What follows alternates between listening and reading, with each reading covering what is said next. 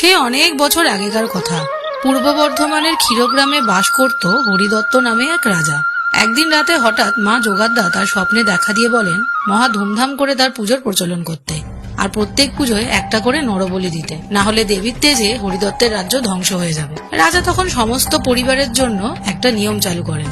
প্রত্যেক পুজোয় বলির জন্য দিতে হবে প্রত্যেক পরিবারের একজন সদস্য। স্বভাবতই শোকচ্ছায়া নেমে আসে প্রজাবর্গের মধ্যে। নিয়ম অনুসারে একদিন পালা পড়ে এক ব্রাহ্মণের একমাত্র ছেলে।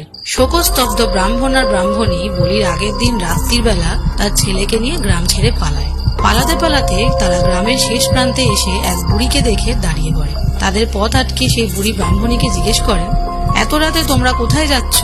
ব্রাহ্মণী তখন সব ঘটনা বর্ণনা করে বলে, আমাদের ক্ষীরগ্রামের দেবী যোগাদ্দা রাক্ষসী দেবী, ও আমার ছেলের বলি চায়, তাই আমার একমাত্র ছেলের প্রাণ বাঁচাতে আমরা গ্রাম ছেড়ে চলে যাচ্ছি, না হলে আমার ছেলেটাকেও খাবে, নররক্ত চাই দেবী। তখন হঠাৎ চারিদিক আলোকিত হয়ে ওঠে আর ওই বুড়ি রূপ বদলে হয়ে যায় স্বয়ং মা যোগাদ্দা।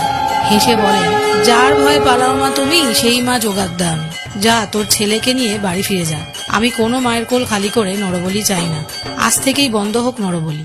দেবী যোগাদ্দার আশীর্বাদে তারা তখন গ্রামে ফিরে আসে এবং নরবলির পরিবর্তে শুরু হয় মহিষবলি।